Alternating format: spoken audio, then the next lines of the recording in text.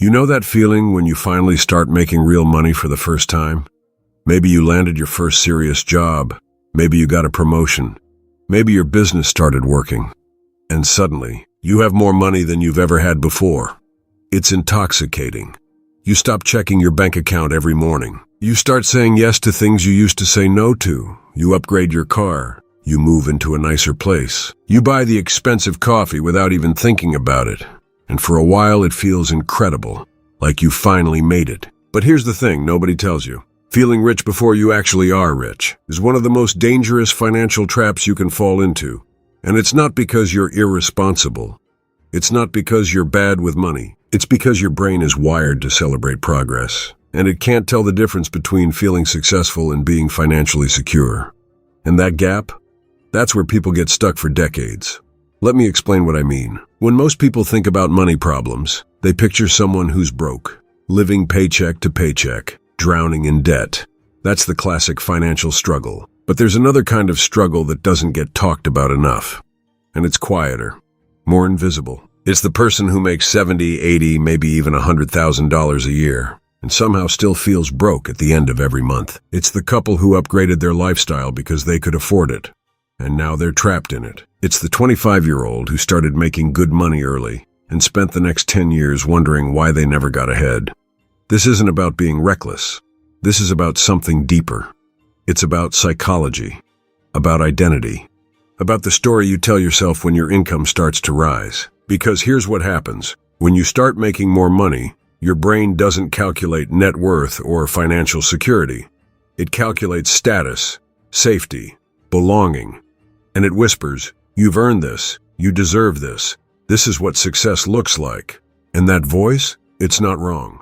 You probably do deserve nice things, but the timing is everything. Because feeling rich too early doesn't just cost you money, it costs you time, it costs you freedom. And worst of all, it convinces you that you're doing fine, right up until the moment you realize you're not. So why does this happen? Let's start with the psychology. When your income jumps, your brain experiences something called lifestyle creep. And it happens so gradually you don't even notice it. You're not making reckless decisions. You're making 1,000 tiny, reasonable ones. You move from a studio to a one-bedroom because you can finally afford the space. Makes sense. You lease a nicer car because your old one kept breaking down. Totally logical. You start going out more because your friends do, and you don't want to be the one who's always saying no. Understandable. You upgrade your wardrobe because you're working in a more professional environment. Justified. None of these decisions feel wrong in the moment. They all feel like natural progressions. Like you're just living the life that matches your income. But here's the trap. Your income went up, but your wealth didn't. Wealth isn't about what you make. It's about what you keep. It's about the gap between your income and your expenses. And when that gap shrinks, you're not getting richer. You're just spending more. And the scary part? You feel more successful than ever, while your actual financial security stays exactly the same, or gets worse. Let me give you a real example. Imagine two people, both 26 years old. Both just got their first big job making $75,000 a year. Person A thinks, "I've made it. I can finally live like an adult." They get a nice apartment for $2,000 a month. They finance a car that costs $600 a month. They eat out 4 or 5 times a week. They subscribe to everything. They travel a couple times a year. They dress well. They look successful. At the end of the year, they've saved maybe $2,000 or $3,000, maybe less. But it doesn't feel like a problem because they're making good money. They feel rich. Person B thinks, "This is my window." They keep living like they did in college for 2 more years. Roommate, old car, cheap groceries. They don't feel deprived, just intentional. They're saving 30 to 40% of their income, investing it, building a foundation. After 2 years, person B has $80,000 saved and invested. Person A has $8,000, maybe. Now person A doesn't feel poor. They feel successful. They look successful. They're living the life they always imagined. But person B just bought themselves 5 years of freedom, maybe 10. Because here's what nobody tells you. The first few years of making real money are the most important financial years of your life. Not because you need to become a millionaire overnight, but because that's when compound interest is on your side. That's when you have the energy to live lean, That's when you can build a foundation that changes everything. But if you spend those years feeling rich instead of becoming rich, you lose that window, and it's almost impossible to get it back. Now, I know what you're thinking, but I worked hard to get here. Shouldn't I enjoy it? Yes, absolutely. You should enjoy your life. You should celebrate your progress. You should feel proud. But there's a difference between enjoying your life and performing success. And so much of modern lifestyle creep is about performance, about looking the part, about living up to the expectations of the income bracket you just entered. You see someone at your level with a nice car, a nice apartment, nice clothes, and your brain says that's what I should have too.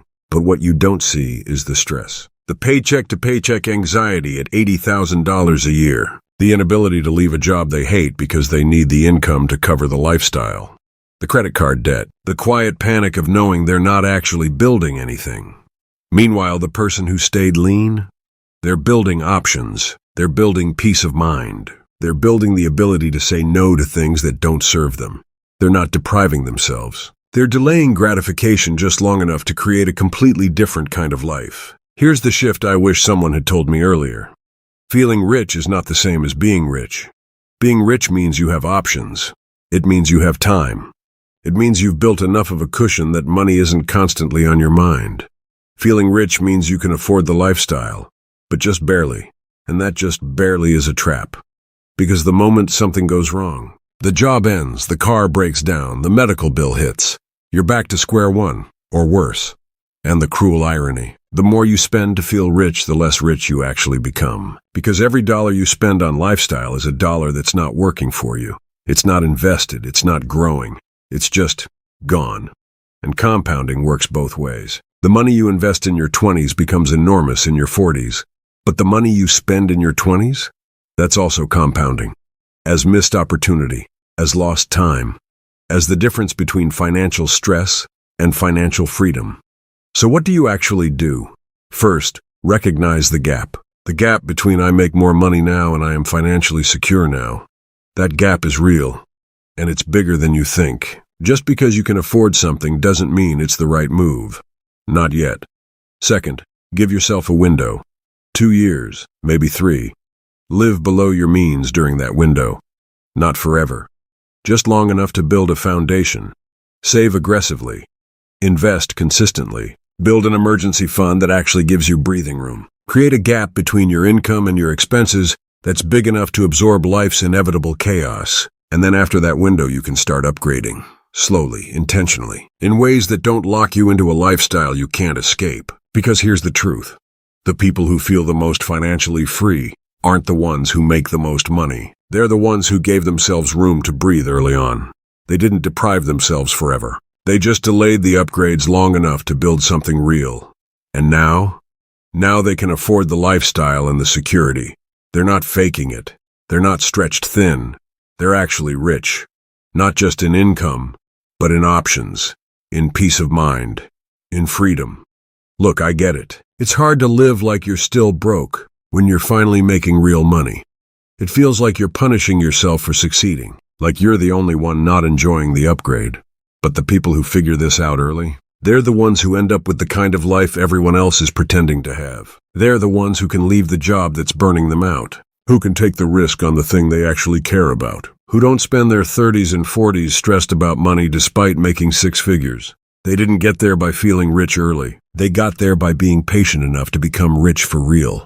And that's the difference. So if you're in that moment right now, if you just started making more money and you're feeling that pull to upgrade everything at once, pause, just for a second. Ask yourself, do I want to feel rich now or do I want to be rich later?